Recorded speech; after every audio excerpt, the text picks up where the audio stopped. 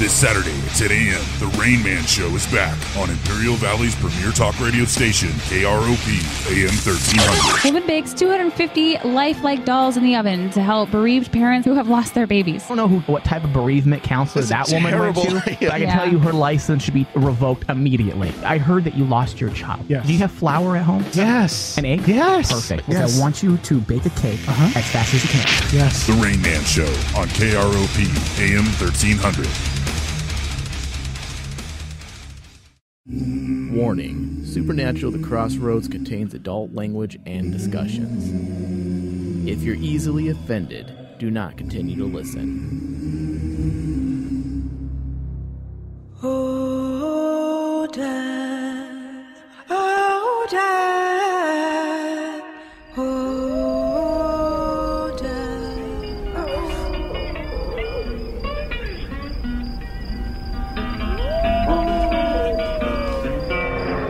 I went to the crossroads. Fell down on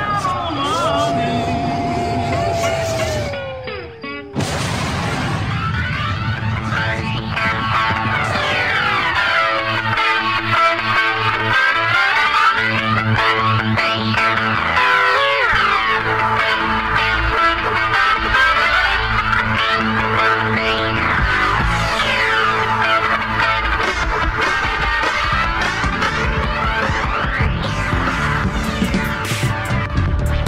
I've had nothing but bad luck since the day I saw the cat at my door. So I came into you, sweet lady, answering your mystical call. Crystal ball on the table, showing the future, the past. Same cat with them evil eyes, and I knew it was a spell she cast. She's just a devil woman with evil on her mind. Beware the devil woman, she's gonna get you. She's just a devil woman with evil on her mind. Beware the devil woman, she's gonna get you from behind. Here we go. Oh, there's a drag race outside your house. Well, yeah, so we are right on a very busy street. It's all right. It adds more character to this interview. Yeah, and there's possible that there will be maybe an ambulance go by. There's a hospital right down the street. I didn't tell you that. Hopefully there's no gunfire, right? You don't live outside the projects, right? No, there's no gunfire. We're okay there. All right. Now, you are in studio with a few other people. There is Thomas Cowley, who's actually the host of the Supernatural show. Hello. Oh, hi, Thomas. And then Tony Sabal, he's one of the co-hosts. Hi, Tony. Hi there. And then Kaylee Norris, another co-host. Hello. Hi, Kaylee. Hi. All right. On the line is Nicki Aycox, musician and actor. And Nicki's probably best known to our listeners as probably the iconic Meg Masters from Supernatural. Now, but she's been in dozens of television shows, Dark Blue, movies like Jeepers Creepers 2, which is one of my favorite horror films. So when I reached out to you, Nicki, hello, by the way, I should probably say hi. Hi, how you doing, Nicki? Hello. When I reached out to you, it was like, you know what? I always reach out to the people who interest me in a multifaceted way. Not just the Supernatural, which I love, but also because you're a musician, the fact that you were in Jeepers Creepers, and you were in Dark Blue, which I'm just going to say is right now probably one of the most missed opportunities for TNT. I don't even know why they canceled it, but I do want to get into that because I absolutely loved you in that show. Thank you. That's a very common thing that's said to me about Dark Blue, so you are not alone. Yeah. All right. So now we're going to do things a little different for you listeners who are used to listening to the show. Not only are we going to talk to Nicki a little bit about this, a little bit of that, but also we're going to be delving into a couple musical choices from an upcoming releases. Now, this is going to be an EP or just an indie release. How are you releasing your new album, Nicki? Well, it's funny. That's a question that people ask me a lot here with the representation. Well, what are you going to do? What are you going to call it? Is it an EP? Is it a mini album? Is it my answer is always the same. Do we need to label it? Right. I don't know. I sing some songs into a mic. Yeah. So I guess for those who feel like it needs a label, it would fit best in the 5-song EP category. Okay. Okay. Does that work? Yeah, and that's kind of what I figured, just because the fact there were 5 tracks that you sent me. I'm like, okay, so this kind of fits into the EP category. EP world, yes. Yeah. So we'll call it that. How about that? That sounds good to me.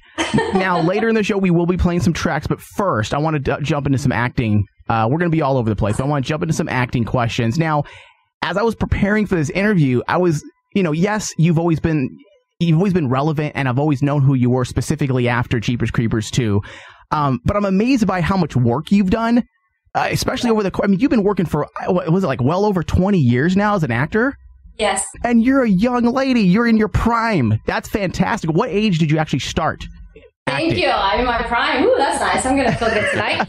I started at 19 professionally. I started acting very young at 9 on stage and theater, but professionally, I moved to LA at 19 and I was out here and sort of hit the pavement for a few years really hard. And then I started working, I believe, my first jobs were around I was 20 and 21, but I think my really big role that I was able to stop doing something else to supplement my income was like 25, 26. Okay. And what gig was that? What gig did you actually get to stop everything else and just focus on acting? It was actually a really great day. I was cocktail waitressing on Sunset Boulevard, and I had gone in for my shift on a Thursday afternoon, and I was going to be working until close at 2 o'clock. And I got a call from my manager while I was prepping to start work, and she said, "You just booked this NBC movie of the week." Wow.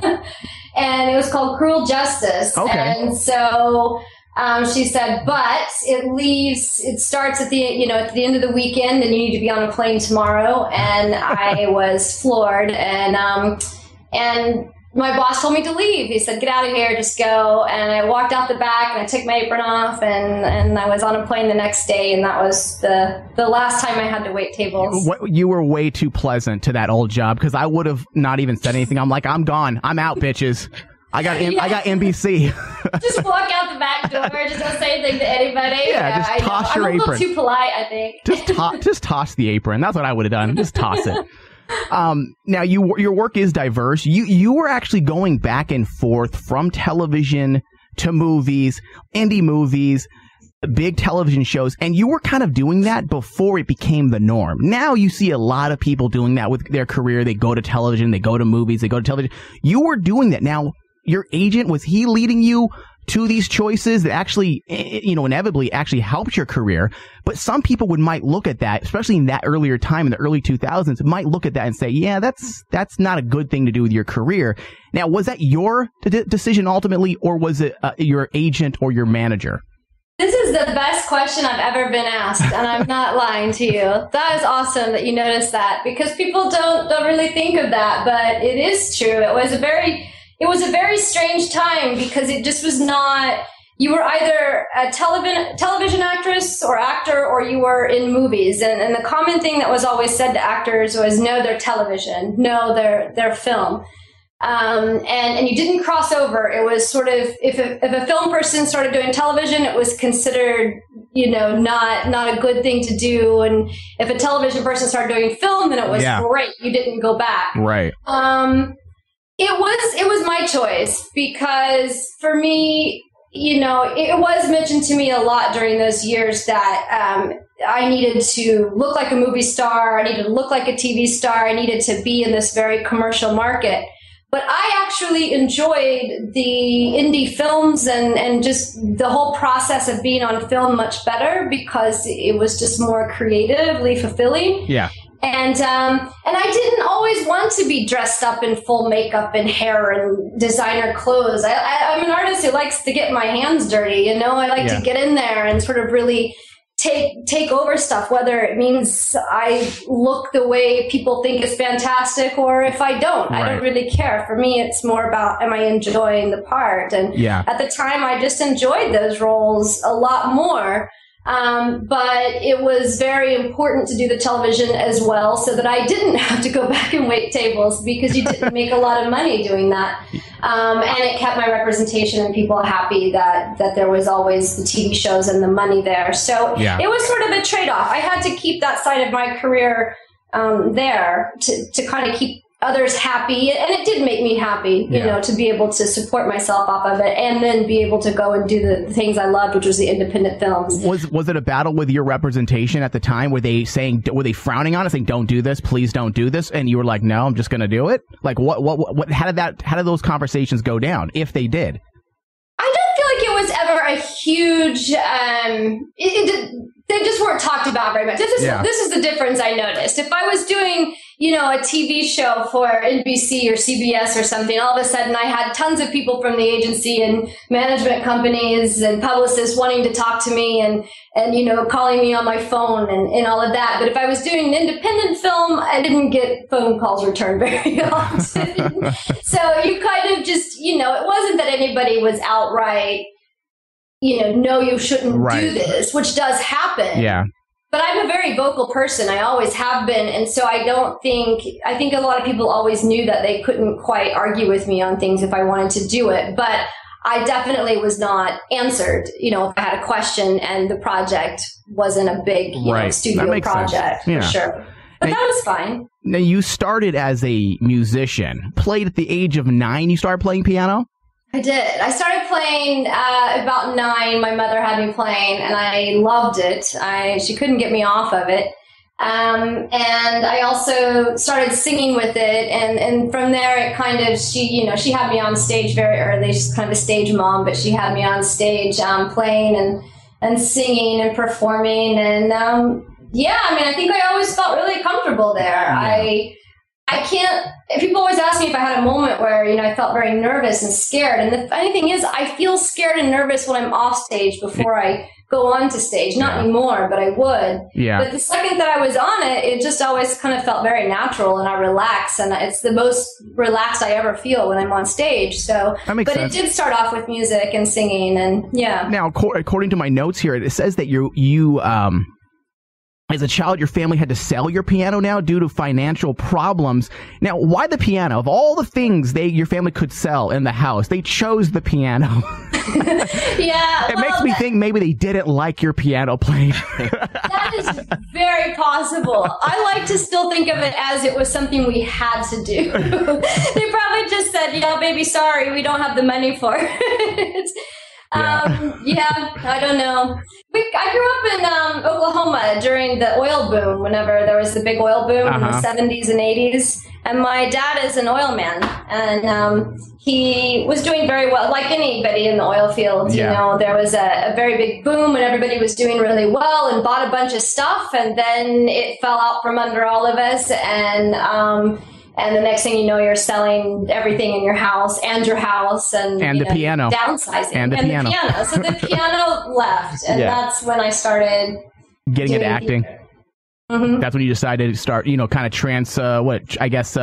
convert over to the acting, which, at a preteen age, I decided, well, I'll act then. But it seemed like a good choice at the time, because you didn't have to depend on anything. You could just do yourself. You didn't need the instruments or anything like that. You're like the old-fashioned stars, the ones that can sing, that can dance. I mean, back in the day, that's what the actors did, right? They sang and danced, and that's what you're doing. Yeah, I mean, that was see, I told you. Oh, we got sirens. Gunshots as well. Where's this woman live? Oh my goodness, I think this might be a big one. Straight out of Compton. Everybody's dead. There's no gunfire yet.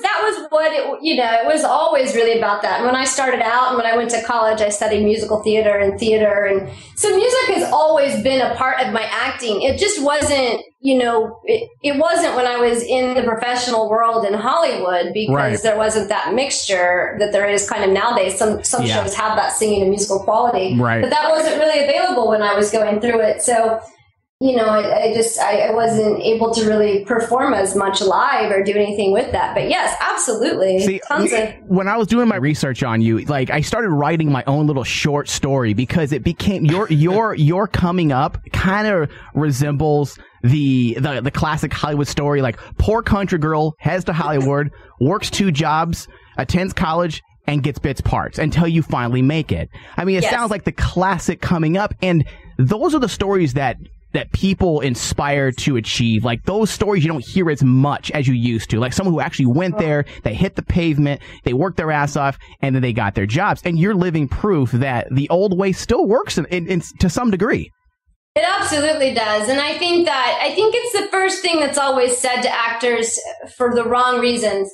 I think a lot of times there's a bunch of people who make money off of the entertainment industry and actors, whether it's, photographs, coaching, stylists, publicists, agents, managers, everybody's making a piece of money off of this. And so I think that it's kind of something that the industry wants an actor to be thought of as somebody who just comes in and is grand and already, rich and famous and all of that, and all this money is available. And so I think it kind of, the idea that that's what it is stays there. And I do think it's gotten a lot harder nowadays for people, unfortunately, that don't quite have the money to come in right away and get noticed and get seen. But it absolutely can happen, and it still can happen. But I remember when I came out, my first thought was, I'm just going to put my head down and I'm going to work really hard. I'm not going to think about it for a while, and I'm going to survive, and I'm just going to keep going and see what happens. And that's what I did. And then one day I walked out of the cocktail waitressing job and I did it, So it absolutely can. And I wish that I was I could be more approachable for people who are asking that question. Right. So I can say, yes, it absolutely can happen. I think somewhere I read that it happened a little faster than maybe in some circumstances would. However, you did put the time in. And I've had so many friends personally who moved to LA to try to make it happen. And then, it's a hard business. And then within 6 months, they're back to either in Arizona or wherever they lived. And I'm like, you guys gave it 6 months. I'm like, It takes some time, 6 months is nothing in the grand scheme of things. It takes 3, 4 years, 5, 6 years sometimes to really get those first steps in the door. Yeah, well, it does. And I mean, I think for me, as far as getting my first jobs and like bit parts and whatnot, that happened all through my 20s. Yeah. Even when I'd had a big role, I went right back to getting bit parts. It was never like, okay, here you go, you're rich and famous now. There was always moments where I felt like, oh my gosh, there's got to be a better way here. But, I had the bit roles in the first couple of years, and that sort of had my confidence to a level where I thought, okay, maybe I can do something with this. And then it was, 5 years or 6 years or something before that first big one came. But then after that, there was another dry spell or something a year or whatever. And that went on. That went on all through this 20-year experience I had. I mean, there were times where I was doing great and I felt like, this is going to go on forever. And then I would be reminded that, no, that's just not the nature of this business. And I think that when you want to be an entertainer like this professionally, one of the things that you have to accept from the very beginning is that it's never going to be as good as what you might think it will be in your head. Right. It's just not. That's not what it is. And if you love it and you love the craft and you're an artist, you'll stick with it because that's just what you do. Yeah. And if you're like me, you probably don't really do much of anything else, So I didn't have much of a choice, but I'm happy. Was there some discouraging moments where you did possibly feel like, okay, this is it, I'm going to give up, I'm just going to go back to doing this, I can make money off of this and that? Like, was there discouraging moments where you just kind of really wanted to give up? No. Really? No. None? Look at you. I mean, there were discouraging moments, yes. Okay, they were there. I never went there with it. Okay. And I think that's one of the things that kept me kind of going in the career was I never let myself get to that I'm going to quit point. Yeah. Did I hate it? Did I feel completely frustrated with my life and angry with myself at why am I putting up with this? Why am I doing this? Yes, absolutely. Okay. But I just never went to the I'm going to stop, because for me, it's just when I want to do something, it's never an option to just stop it, Yeah.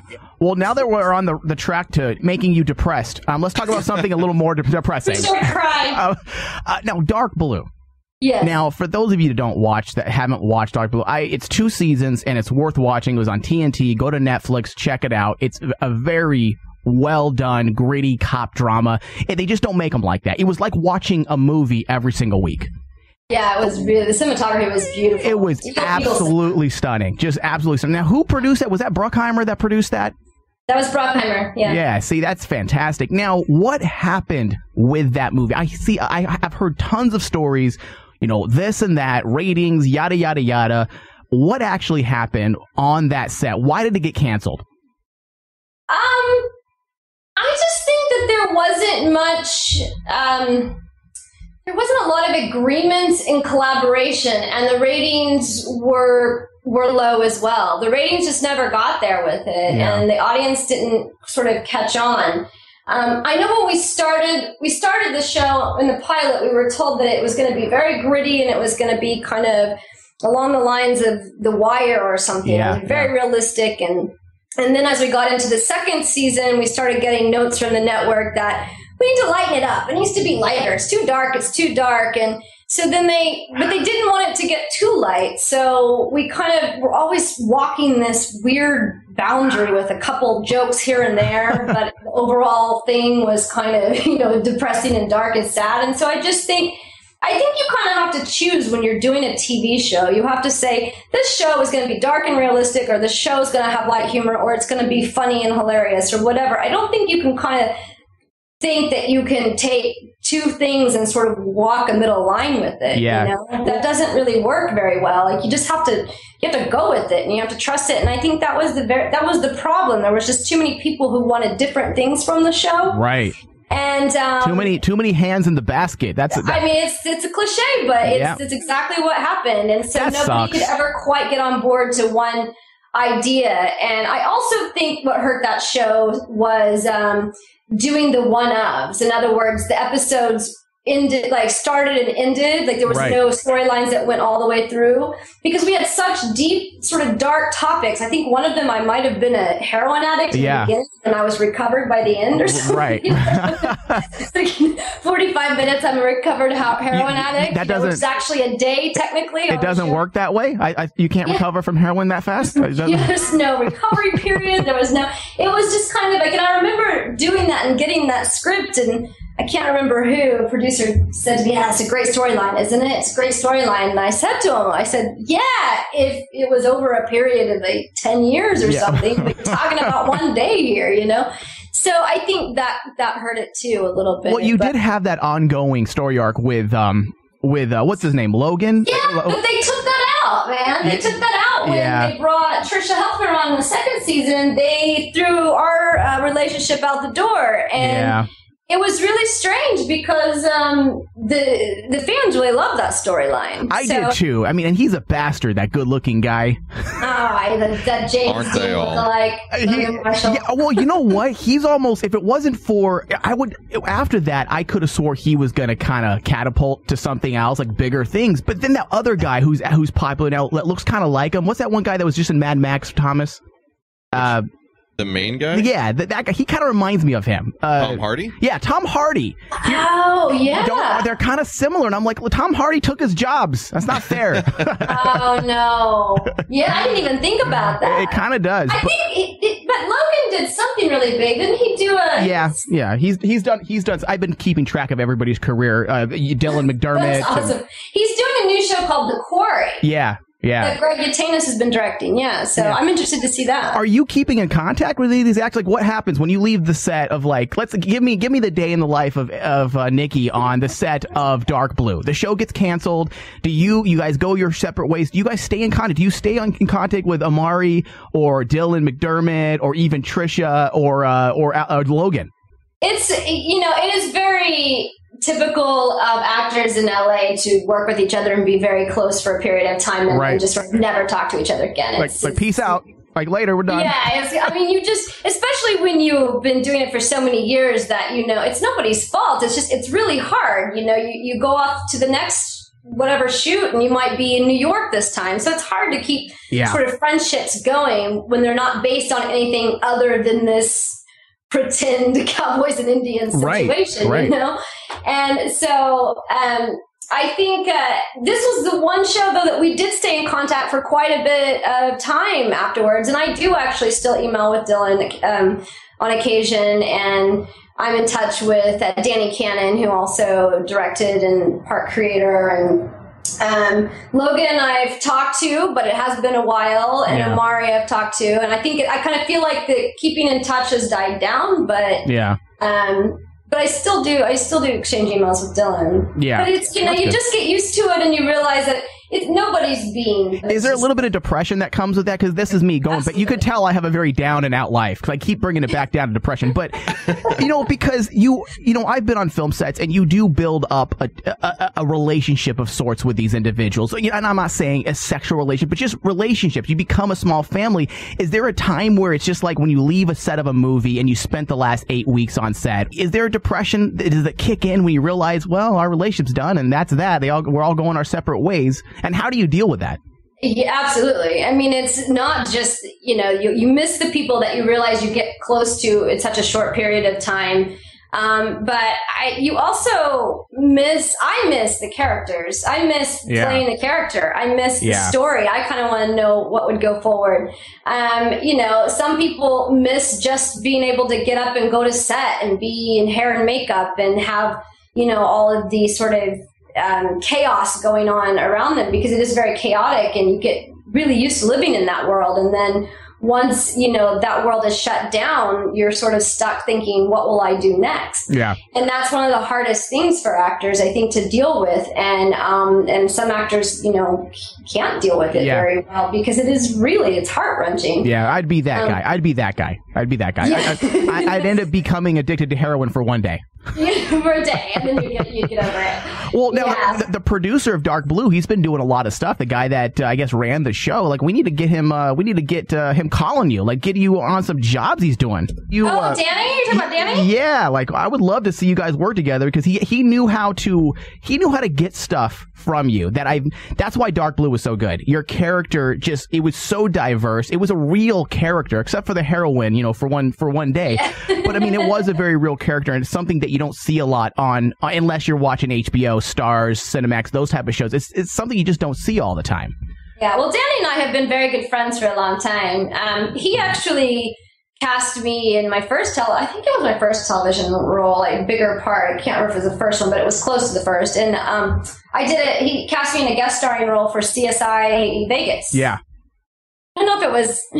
I can't remember. My whole career is like this kind of, you know, everything is just sort of on this timeline that I don't know when it happened. But it was kind of in the beginning, I remember, and he hired me for that. And we just remained friends after that. And then when Dark Blue came along, you know, I was right for the role, and I did the auditioning and was tested. And then we did it. And it's great to be able to be on set with Danny because I feel so at ease when he's on set. I know he's going to shoot a very efficient, clean, fast, great day. B, I know it's going to look good. C, I can trust him. And D, I just know that there's not going to be that much drama on set when he's on set. And so when I'm on set with Danny Cannon, it's like one of the best working days ever.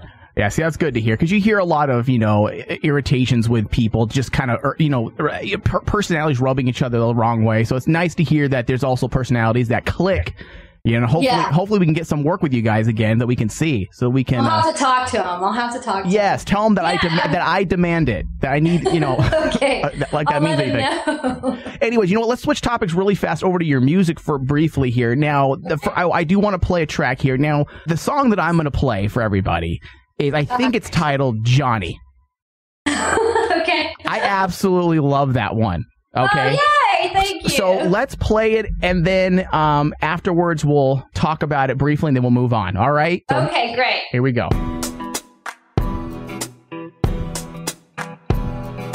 Johnny, you're on me in your phone. Did you write a letter?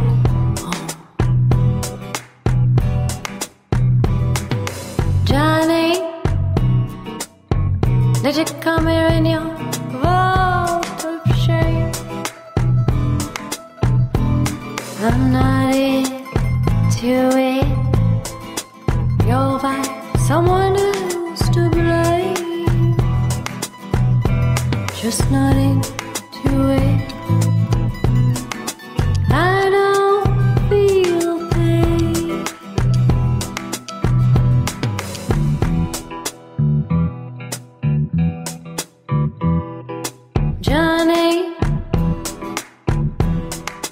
What was your sadness yesterday? Tell me, is it this game we play? Johnny, what is it you think you'll take?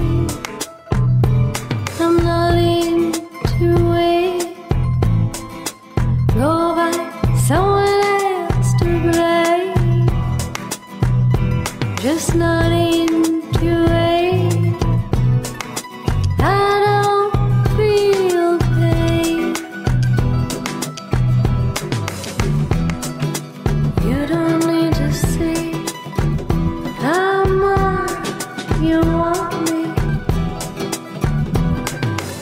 One dance between two feet, and you need me. It's okay to want me. It's okay to need me. Let the rainbow kiss my cheek. Lay my head down and rock me to sleep.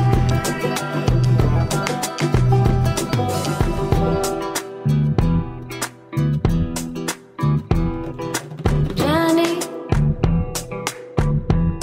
you wrote me in your phone. Did you write a letter home? Johnny, did you come here in your robe of shame? I'm not into it. Go by someone else to blame. Just not into it. I don't feel pain. I don't feel pain. And that was Johnny. Yes, Johnny. I really like that song. I can totally see that song in a movie. And Yeah. I totally see that song in a movie. An Now, intro sequence. what's that? An intro sequence. Yes. Like, Exactly. as soon as, I'm a storyteller at heart, so as soon as I hear this song, I start telling a story immediately. It's Really? good.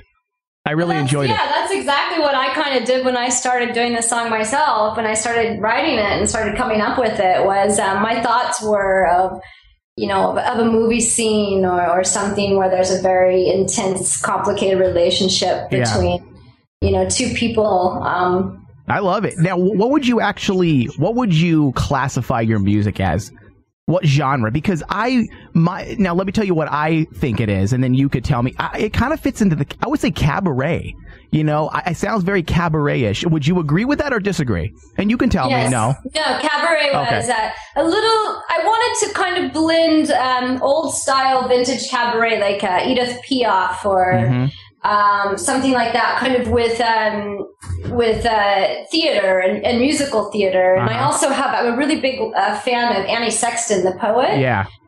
She also had a band in the late 60s that was short-lived. I think it was called Her Kind. Maybe Her Kind was a song that they did, but she did all these deep sort of poetry vocals, and she didn't sing actually. She did some spoken, but I do some spoken stuff as well. Yeah.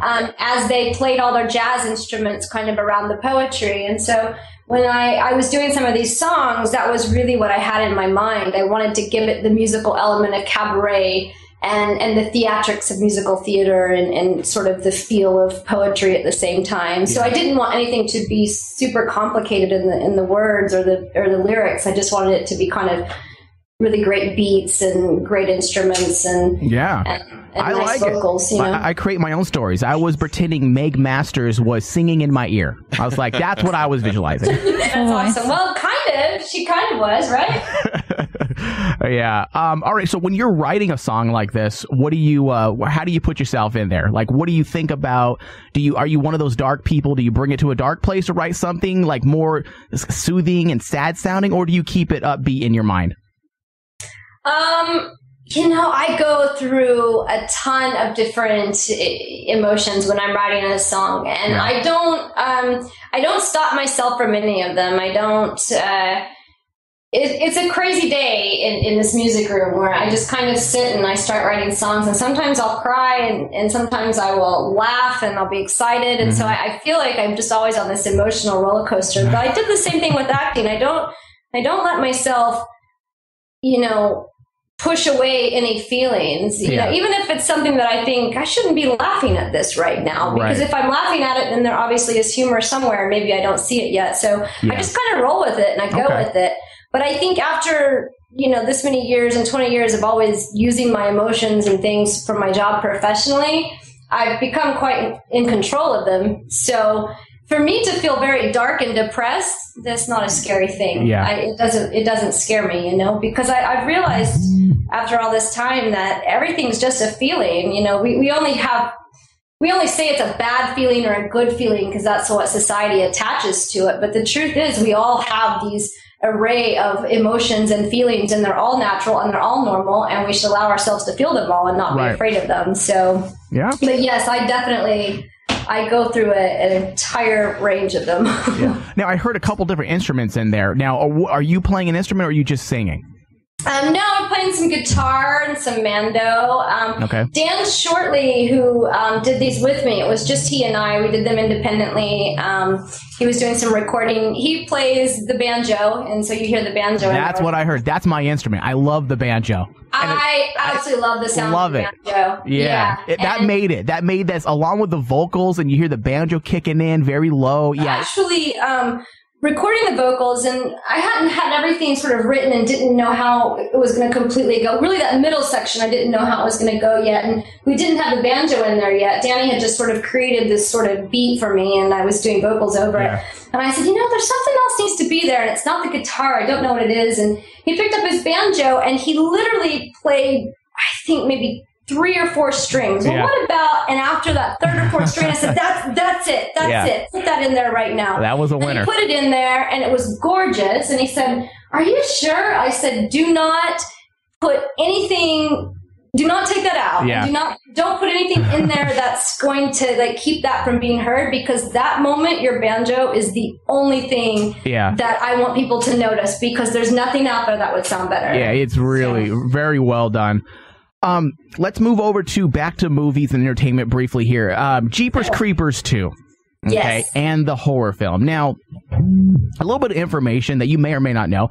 Jeepers Creepers 2, it grossed, $35 million on the weekend, and then I think total was $63 million, and the production budget was only $17 million. Now, a lot of people, there was a lot of naysayers saying this movie technically didn't do as good as the first, but I mean, that's 3 times the budget. Yes. That's more than 3 times the budget. And the fact that it made, and this is what, back in 2003? Yeah. So that's even better. 63 million total gross, and the budget was 17 million. Now, tell me, please, that you had a back-end deal, that you made some money off that, please. We were lucky, yes. Okay, good. I mean, we were treated well. I will say that. We were treated very well. Do I think that we were, got what maybe an actor today would with a situation like this? No, because we were all very new actors, and you sort of, that's what happens. And that's why the horror films made a lot of money. That's why the studios could make so much money off of them, because they were able to they didn't have to use star names so much. They could use new and young people who they got to pay less and then make a ton off the movie. And so, that was just sort of, you always had your, your entrance into the business. Absolutely. And when you knew that's the way it worked. But with that said, I will say that they actually did give us a really good deal. Well, that's good. That's good. I'm glad they didn't take advantage of a poor Oklahoma girl, No, they didn't. Now, there are rumors going around that there is possibly a Jeepers Creepers 3, and there was at a time that you were rumored to be attached to it. Is this still in effect, or is this an old rumor? Is this going to happen or no? I don't know. This is something that pops off on and off my IMDb page, and I get phone calls, and I get these tweets, and I get family going, "You're doing Jeepers Creepers 3 and you didn't tell me?" And I I said, I don't even know. I haven't heard anything, but I noticed that there's always something on the internet about it. And sometimes it says Trish is doing it, and sometimes it says I am. This is what I can tell the fans. I know that there is a script. I have spoken to Victor. There is a script, and he is talking about doing a 3. Now, whether that 3 is going to be a movie or maybe a TV show, What? there's some speculation there. And so I think it's just, it does exist. And it's finding its place right now. Jeepers Creepers is so good. I mean, back now, I mean, I think it was such a perfect time when it came out, the original one, and the second one just added to it. I'm not a huge horror guy. And for me to like this, because I want to analyze too much, but I like that it went down the supernatural route a bit, and it was just something different at that time. You didn't see a lot of stuff like that. No, and he really did good with making it just almost a very vintage horror film, like the Swamp Thing or something like that. Right. He was really great with that sort of scare that came from the Blob days, Right, yeah. That's what I liked about it. That's what I always really liked about it. I felt like there was a lot of crafting that went along with that movie, and I could really see it. Yeah, it's a very well. Victor Salva, is that his name, correct? Yes. Yeah, he did a very good job with that. I really do hope we see a third one, but hey, you know what? I don't mind if he takes his time. That means he's focusing and he's working on it, and if it becomes a TV show, that would, especially now, because it's the golden age of TV, and tell you what, that's the thing, is I think right now it's just with the way things have turned with the internet and the way lack of people going to the movies and going to theater, TV is just becoming a much bigger, more grand medium, and so it might actually be a better situation if it was a show. Yeah, definitely. Now let's talk. For all the people because I know there's a lot of them out there. Let's talk about Supernatural now. Let's get into this. Okay. Okay. Now, again, you played the character Meg Masters, which was a recurring role, okay, for the first season. And yeah, it's so funny because and I say this to all the Supernatural cast that we get on our shows, it never quite feels like you guys leave. It's 1 year, but to us, it's like 10 years strong. The show's going on its 11th season. And for some reason, it feels like you're still a part of it, even though you haven't been on it for over a decade. Yeah, I know. And now, was this role a career changer for you? Did it open the doorway for bigger roles? Did it open the doorway? Was the phone ringing after Meg Masters came out? Well, it was not necessarily, because the phone had already been ringing a lot. It was sort of... Let's pretend it wasn't for this question. Well, you know what? Backtracking a moment then. The Mega Steam... My phone never not rings. Are you kidding? It's ringing right now. The Mega Steamroller that, Supernatural is today, it didn't really take off until, several years after you actually left the show. So when the Supernatural effect finally kicked in, were you surprised by the support? Yes. Okay.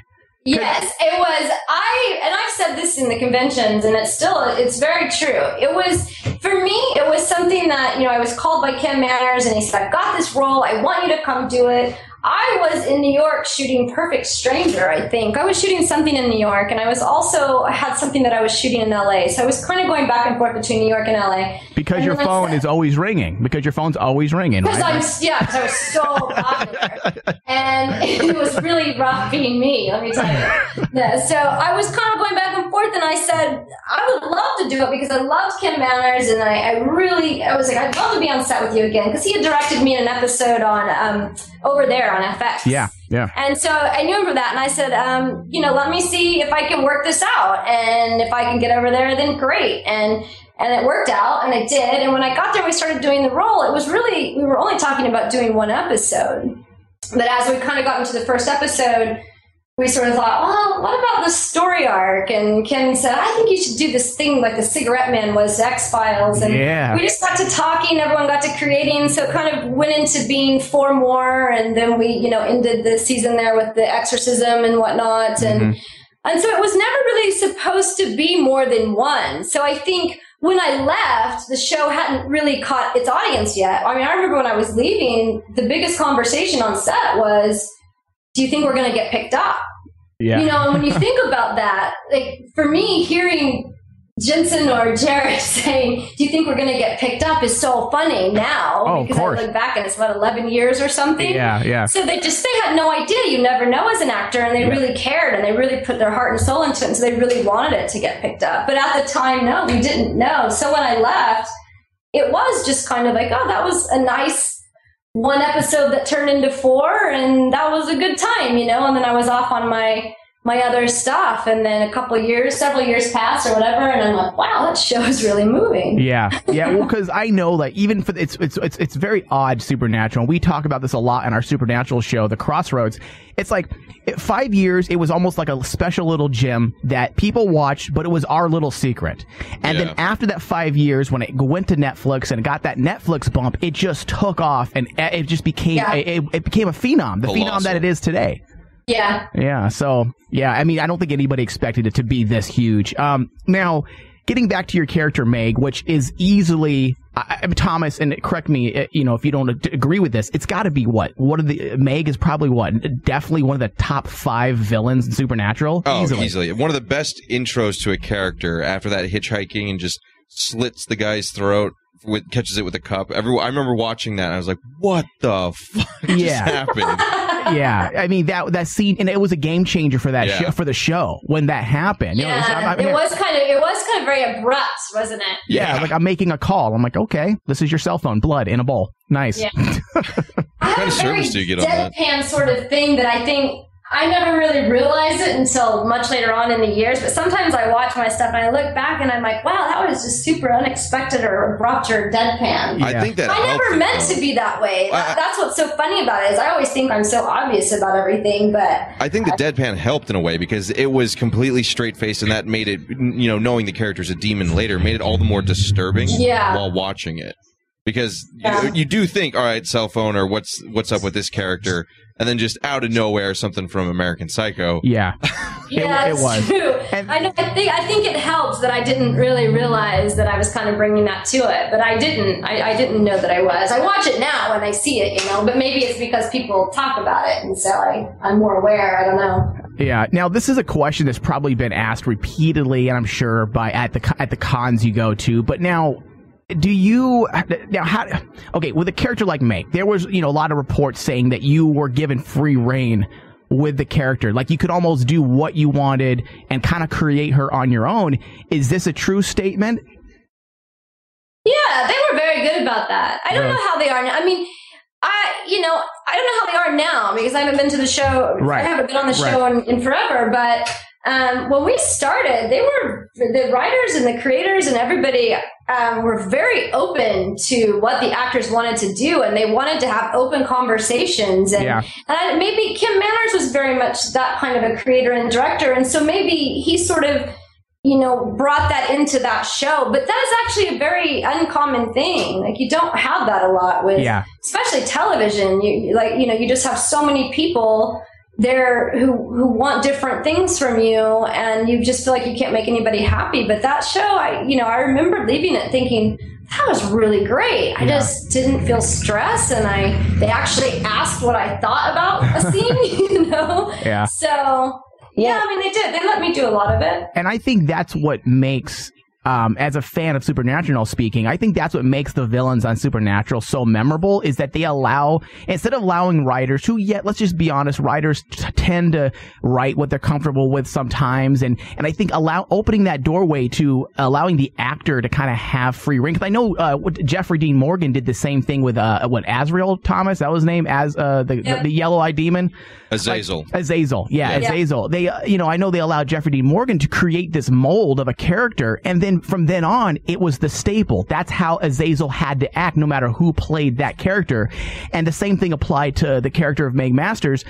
Even when you died and we thought we were never going to see you again, we ended up seeing another incarnation of her, and it was another actress. What was her name? Rachel Miner, I want to say. Oh, Rachel, yeah. And I know she took the role, and she played it a little different, but you could still see Meg Masters. Now, how does that make you feel as an actor, knowing that your character lived on through another actor, and she's playing a role or a character that you created? Does it make you feel kind of like, yeah, I created that, and she's playing it good, or does it kind of get you upset a little bit that's my character. Oh, she's doing it wrong. She's doing it wrong. That would be horrible. I love it. No, I love it. I think, that's always a question that's asked. I think sometimes people want to hear me say, the jealousy or the negativity towards it. But as an actor, well, I think the first thing you said, I think you can really feel like, you put your work out in the world when there's a character that somebody else is now hired to keep going. Right. And you can see it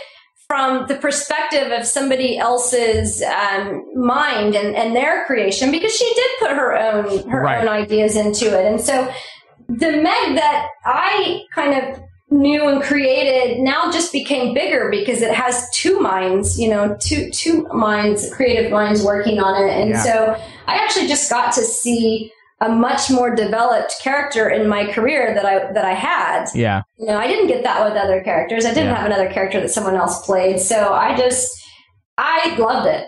Yeah. I just think it's awesome. I love to watch her play it. Yeah, and that's kind of what I was thinking, just the fact that I kind of think about it. And yes, I would, as an actor, I would have been like, yeah, I would like to have been called back. However, it is kind of cool that I see this character that I created, and it kind of lives on through somebody else. I think it would be kind of like a benchmark in my career, something I could look back and say, yeah, I created that character. Yeah, it's a notch. Yeah, right? Yeah, why not?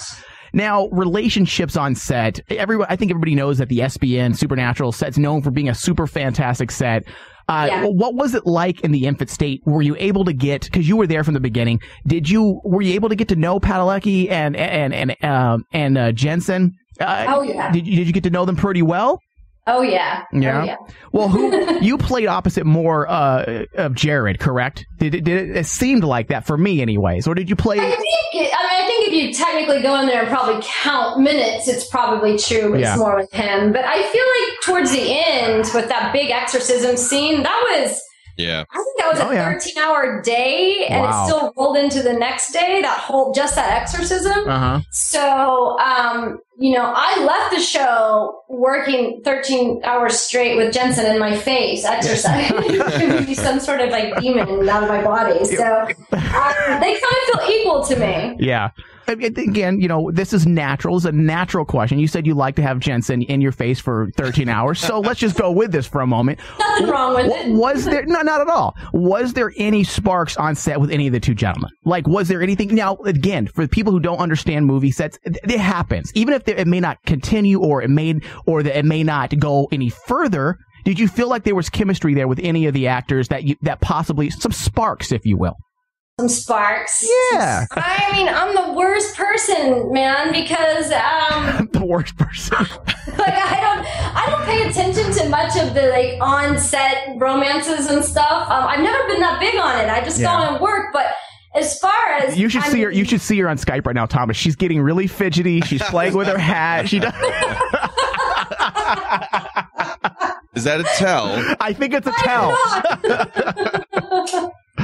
Well, it's let's see. Was there chemistry? I thought they were both hot. Yeah. If that's chemistry. There was no hooking up, as happens a lot for me with those two on that particular set.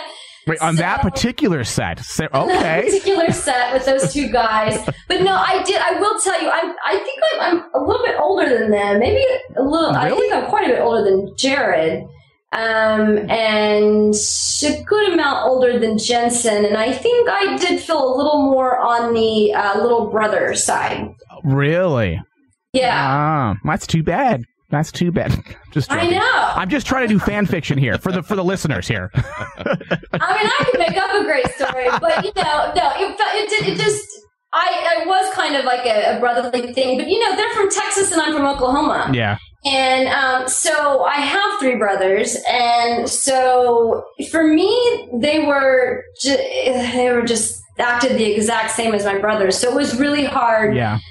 For me to think of them as anything more than that. However, I won't lie. I did, when I first walked onto set, the first one I saw was Jensen, and he was actually in jeans and some sort of like ripped up shirt. I don't know what he was shooting, but I thought, I thought that's a really hot grip guy. That's a really hot little brother. Yeah. So I did think they were hot. There you go. Yeah. Well, and I'm not fidgeting now. Now you've composed. She's telling the truth now. She's gone into actor mode, and now she's composed, and she's performing. All right, so let's talk. Yeah, let's talk the ladies of SBN convention. Is this something that you are a part of it? I know there's some ladies out. They're part of the fandom. They're fans of the show, and they've taken it upon themselves to basically put together a special convention that highlights the ladies, the actresses of Supernatural. Now, this is something you are a part of, correct? They came to me and they asked me about it and said that they wanted to do this, convention, but it's not just the actresses, it's also if there's female writers or directors or special effects or makeup artists, any female that's a part of the show, cast or crew. And so they really, really want this to happen, and it's in Seattle. And so she got in contact with me, and I talked with her over Skype a little bit about it, Cora Idol, and I said, look, you can do this. She was really nervous. I said, you can do this. If you want to put together this convention, you just have to do the work and put the time in. And it might not happen this first time, but that you don't get discouraged. Things don't always work out right from the beginning. You just have to stick with it and kind of stay up on your toes and do your best. And so, she was really behind it and so excited, and she wanted to see it. And so I said, I will make whatever I need to happen to come be there and be a part of it. And well, you're part of the. They're doing a crowdfunding for it, and you're actually a part of the perks. They were actually able, and that's awesome. I think is that correct? You are part of the perks. I think. I donated the time and some stuff, and I'm going to donate myself going there if I have to fly myself there so that the fans can have an all-female convention. I don't know if it'll happen, but if it'll happen and they can't pay me, I'll fly myself. See, so that's a testament to the Supernatural cast. I mean, the rumors are real. Like, people all say the Supernatural cast is just so great and just so forthcoming with the fans.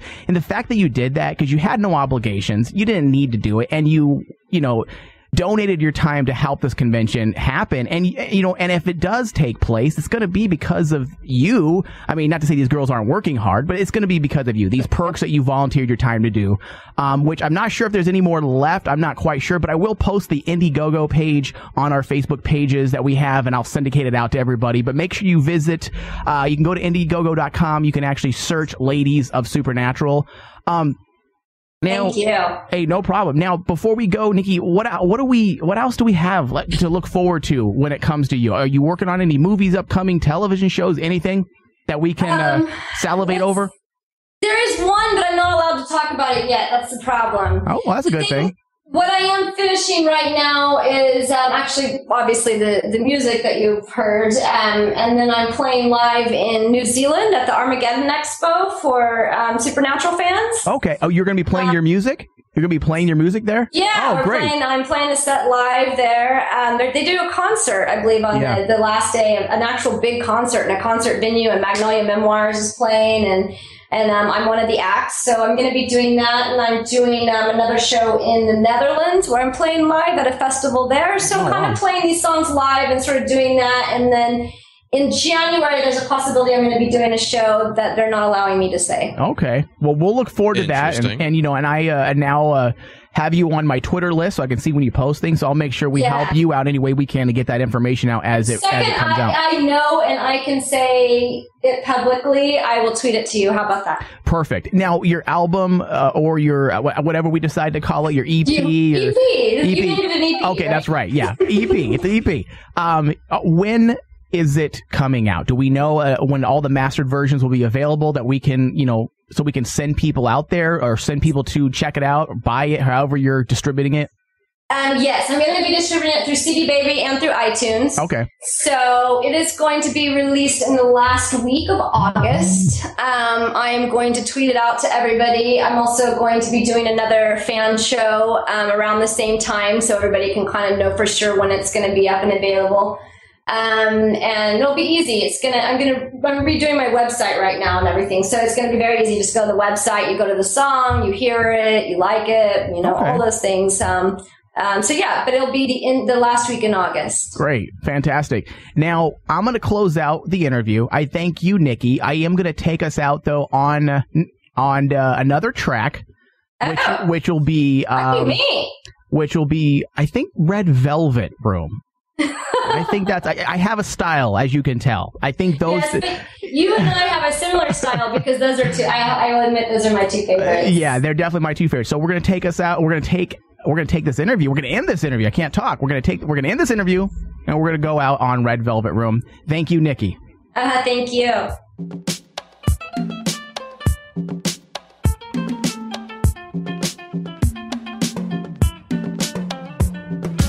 Down through the corridor on a dimly lit street is a yellow checkered taxi. It's 3:30. Gather round, ladies. Wait till you see the trouble I can cause at 3:30 in a red velvet room with its city and tape. I gotta get out on my dancing shit. Kettle is hot for another cup of Chablis. I only go out with marijuana in my tea. Gather around, ladies. Wait till you see the trouble I can wreak at 3:30 in a red velvet room with its city and tape. I gotta get up on my dancing shoes. Red velvet room with its city and tape. I gotta get up on my dancing shoes. Out through the door and into the cabbie seat. Can you help me, lady friend? I can't zip up these skinny jeans. Gather around, ladies. First round is on me. What kind of havoc can we wreck at 3:30 in a red velvet room with its city and tape? I gotta get up on my dancing shoes. Red velvet room with its city and tape. I gotta get up on my dancing shoes. Best advice I ever heard my daddy gave to me. Baby, sleep is the only thing good at 3:30. Gather around, ladies. Wait till you see exactly what kind of good I have at 3:30 in a red velvet room with a city and tape. I gotta get up on my dancing shoes. Red velvet room with its city and tape. I gotta get up on my dancing shoes. Red velvet room with its city and tape. I gotta get up on my dancing shoes. You little maggot. You are no longer a part of this story. Hey, ass butt.